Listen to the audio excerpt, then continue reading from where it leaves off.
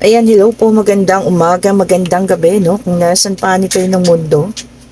Ayan po, ha. Sana ay nasa maayos tayo, ha. Especially po, may parating na bagyo, mag-ingat po ang lahat, ha.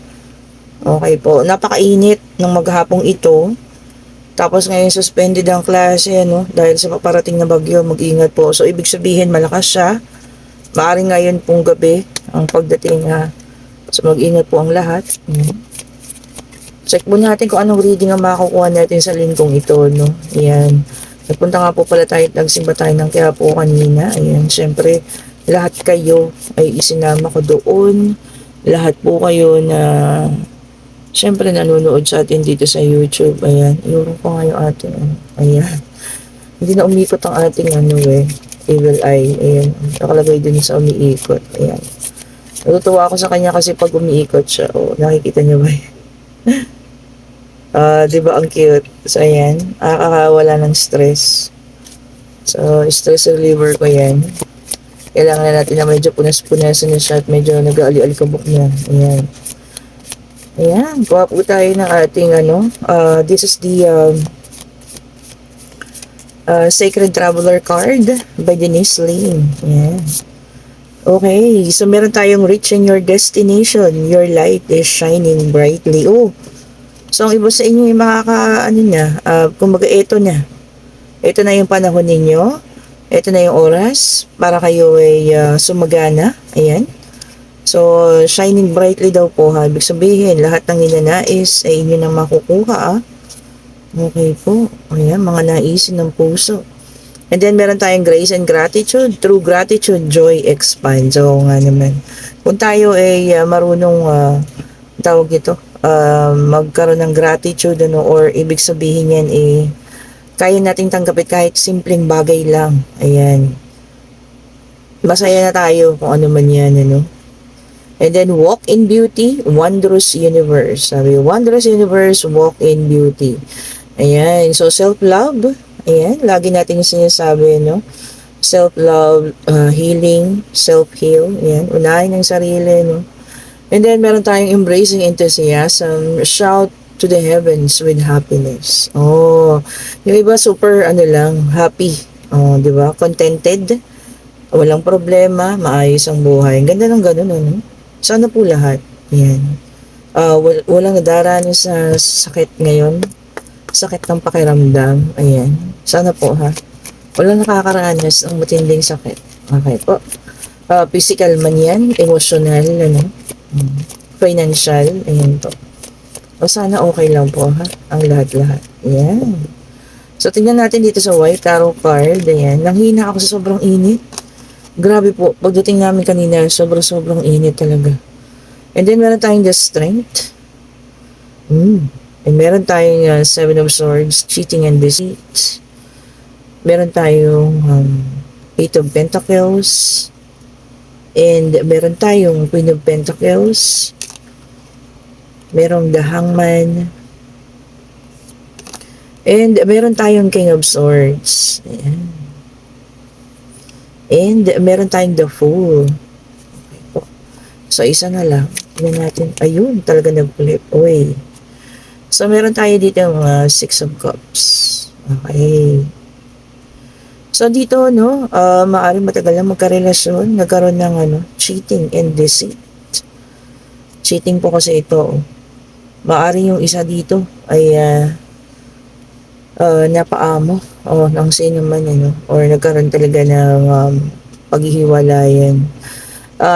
Matagal, nakarelasyon, 5 years, 7 years, 10 years, 15 years, yan. Yung isa humingi na ng kalayaan, yan. At itong isa naman ating Queen of Pentacles, ayan, nagpaka-busy na lang muna ngayon. Maghahanap buhay, Pero yung mga panahon na yung mga panahon na nasa oras ng paghihiwalayan, feeling nagkaroon ng trap ang isa sa inyo, At pilit na tinatanong ang Diyos, ayan. Pine-question ng ating Panginoon, bakit nangyari yung mga ganong bagay. Okay po. Kasi nga naman, ang tagal na ng relasyon tignan nyo, medieval ages, symbolizes matagal na to, ha. Ibig sabihin po, siguro mga 7 years, 5 years, ayan. Tapos nauwi sa walaan. Nauwi sa pangloloko. Kasi meron ditong deceit. Ayan, oh. Trickery. Maaring isang King of Swords siya, no? May katapangan, ayan. Matigas ang ulo, kung ano man yung gusto, yun lang ang gustong gawin. Humingi ng kalayaan, ano? Dito sa ating Queen of Pentacles, ayan. So, maaaring ang Queen of Pentacles ang ano, no? Or pwede rin vice versa kung ang King of Swords yung iniwan. Basta ang isa po rito sa inyo, kung ikaw man yung iniwan or ikaw yung umiwan, ano, yung isa po tinanong ang Diyos kung bakit nangyari ang mga bagay-bagay na yun. Okay po, sa panahon na yun ha. Kung hindi man ito nangyayari sa inyo sa ngayon, maaaring nangyari nung nakaraan, ano? So ayan, kinwestiyon ng ating Panginoon bakit ibinigay sa kanila yung mga ganong pangyayari. Okay po, sobrang bigat, ano? Kasi hanggang sa tanungin mo na yung Diyos, bakit kayo naghiwalay, ano? Bakit kailangan magkaroon ng paghihiwalayin kayong dalawa? Ayan, nag-iingay ang ating si Popoy. Ayan, pasensya na po kayo ha. Yung ano, sana lagi ko nga sinasabi, no, hindi natin kailangan questionin ng Diyos dahil hindi po nagkakamali ang Panginoon ha. Kung bakit niya tatanggalin or tinanggal o tatanggalin kung nangyayari ito sa inyo ngayon, ano. Hindi po yan nagkakamali. Okay po, hindi naman makita yung rason sa ngayon ha. Pagdating ng panahon po, ipapakita niya sa inyo kung bakit at bakit niya tinanggal ang taong ito sa buhay mo. Meron pong rason yan. Ayan po. Ang nasaktan dito talagang sobra yung Queen of Pentacles, which is an earth sign. Ayan. So ngayon, ano na lang siya? Working hard. Iniisip na lang na lumago. Ayan. Iniisip na lang siya siya na lang. Sige. Nag-focus sa career. Okay po. Tingnan nyo naman. See? Kung ikaw to ha, puro kaperahan, fruits of labor, ayan. Kumbaga matinding reward ang makukuha, magiging financial independent. So doon na lang, ano, pinukus yung sarili sa career, ayan. Pero nagkaroon ng panahon nga na tinanong ang Panginoon bakit na sira ang relasyong iyon, ano. Kaso nakapag-move on naman at ano, yun pala yung Earth, naku, puro Earth sign ito ha. Taurus, Virgo, and Capricorn. And then meron tayong Ten of Swords. Ayan, painful endings. Talaga po namang napakasakit. Ano? Baka mamaya ito ay mga, ano yun? Yung mga papunta pang ano sana, ikakasal, no? Kumaga ready na lahat. Tapos maya biglang hindi dumating o sumipot ang groom or bride. Ayan. Kung meron sa inyo nakakaalam ng mga ganyang story or experience, maaari pong yan ay true to life. Hindi lang siya yung mga show lang or palabas. Pero meron po mga totoo talagang ganun. Ano? Meron tayong earth, air, and then water. Si fire na lang ang kulang. Meron tayong the high priestess. Ayan. So, ibig sabihin po dito, ang isa sa inyo ay talagang malakas ang kutob. Kumbaga nakutuban na ito itong mga pangyayaring ito. Kaya lang bulag sa pag-ibig ng mga panahon na yun sobrang nagmahal. Okay po. Pero kita nyo naman, kung ikaw man yung nasa sitwasyon nito ngayon, mapapagtagumpayan mo, mas bobongga ang karir mo, okay? Magiging maayos ka sa kaperahan, mas masagana ka. Malampasan mo lang po ang trahedyang ito, no? Ang sakit na nararamdaman na ito. Di mo kailangan questionin ng Diyos kasi hindi po nagkakamali ang Panginoon kung bakit inalis sa iyo ang taong. And then meron tayong Ace of Swords, which is an air sign. Ang iba sa inyo talaga ay magkakaroon ng success. Ayan. New ideas. Ayan. Mga panibagong idea kung paano lumago pa. No? So siguro magpo-focus na lang talaga sa pagkita ng pera. No? Sa financial stability. And then meron tayong Three of Swords. Air sign, naka-reverse. Sabi rito, transition, recovery, and moving on. See?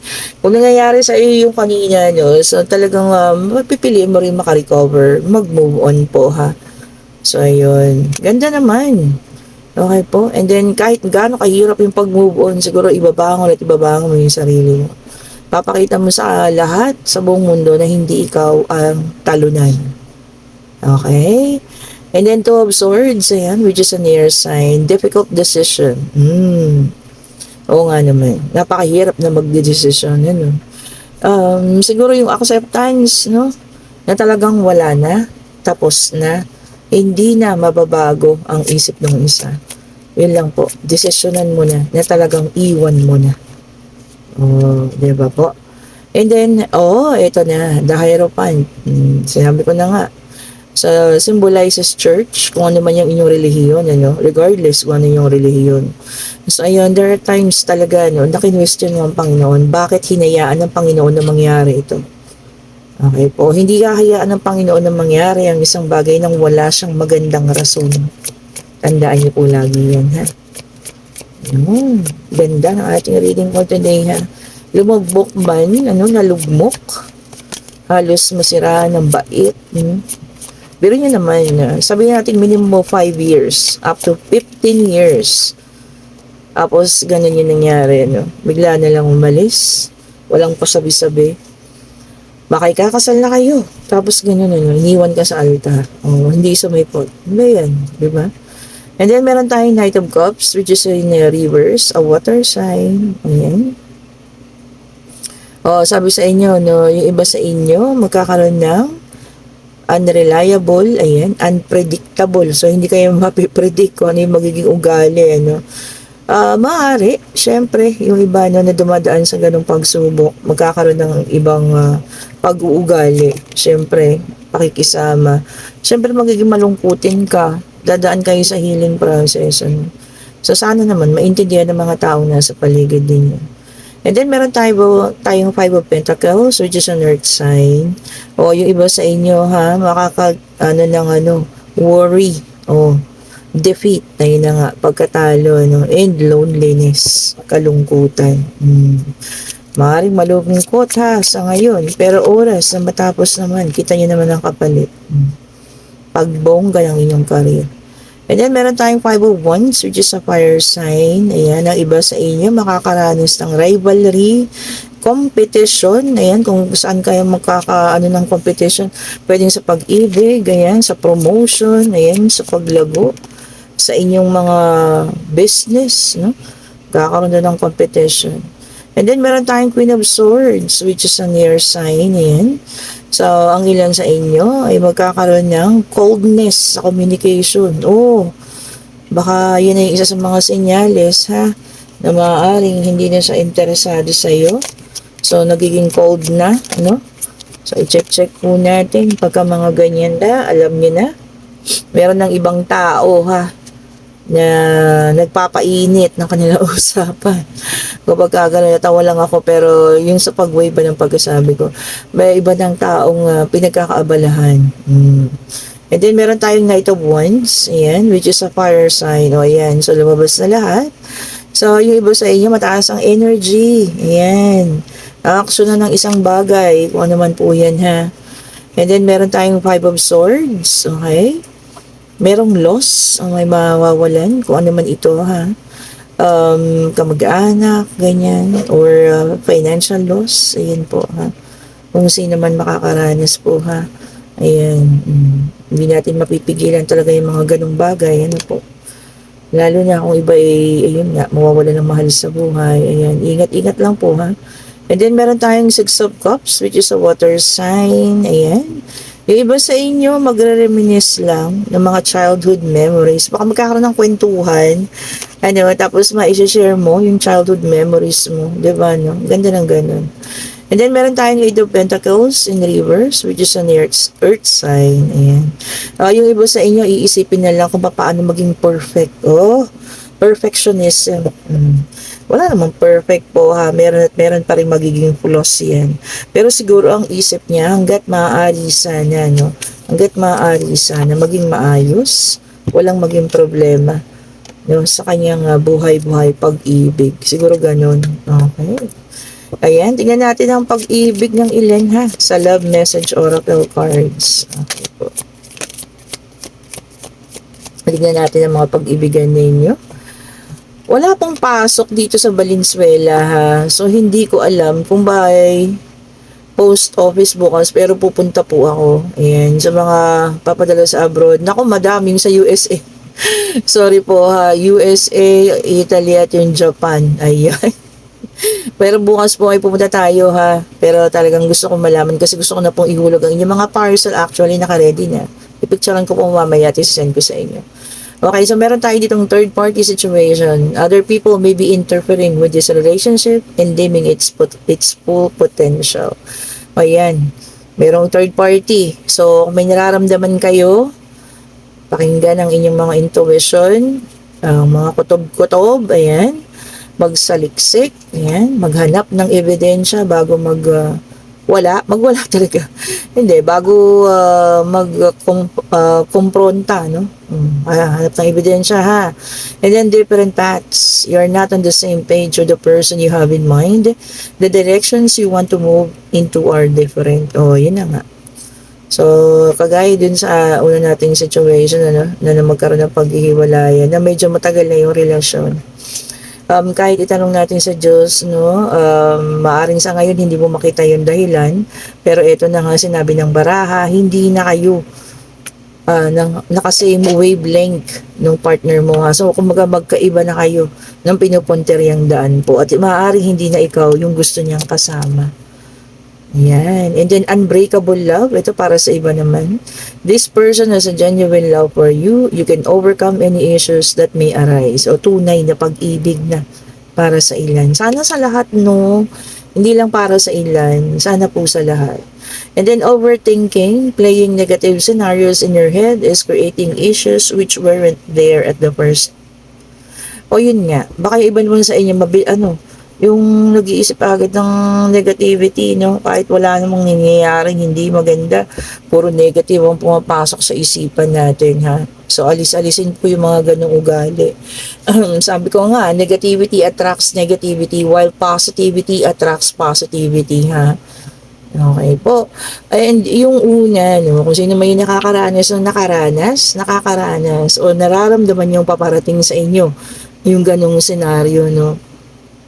Sana lang po mapagtapusan ninyo. Ayan. Pinakita naman ng baraha sa inyo kung ano yung mga kapalit eh. So magpo-focus kayo sa work, magpo-focus kayo sa career, magpo-focus kayo maari sa business at dun babawi ano. And yun na nga, hindi mo kailangan tanungin ng Diyos bakit nangyari ang lahat ng mga bagay na yun dahil hindi gagawin ng Panginoon yun nang wala pong dahilan. Lagi kong sinasabi, no, sa bawat reading ko, may mga ganito, kahit pa inabot na kayo ng 25 years tapos nagkaroon ng paghihiwalayan, may edad na kayo. Lagi kong sinasabi, hindi aalisin ng Panginoon sa inyo ang isang taong ito kung hindi na siya makakabuti po sa inyo. Lahat po yan ay may dahilan, ha. Matutuklasan niyo ang dahilan na yan, siguro in due time, hindi man sa ngayon, ano, kasi puro question tayo, kung nararanasan niyo yan ngayon, puro pagtanong, ano, bakit ganito, bakit ganon, ang tagal na namin, ganito, ganon. Mahal na mahal ko siya, ganyan. Bakit po ganon nangyari? Kasi puro bakit kayo ngayon, ano. Pero pagdating ng panahon, ayan po, ano, papakita sa iyo ng Panginoon yung dahilan kung bakit niya inalis sa iyo ang taong ito. Okay po. Yan. And ngayon, ito na ang ating yes and no card. Ayan ha, maaari na kayong magtanong.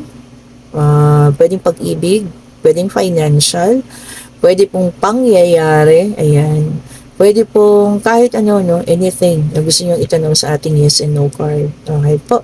Patigin natin yung kasagutan. Divine Universe, ibigay mo po ang kasagutan sa kanilang mga isipan, ha. Kung ano man po ang kanilang mga katanungan, ibigay mo po ang kasagutan.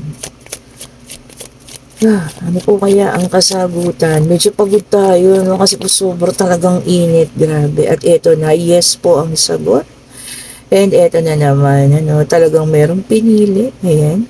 Pwede rin itong giving into charity. Ayan, ha. So, sino mga gagawa ng kindness, ano po. Ayan, at magbibigay sa mga charity. Ayan, ha. Okay. And yes, ang sagot. Symbolizes na merong pinili din. Kahapon pa to, ha. Nananakit na to, yung may pinili.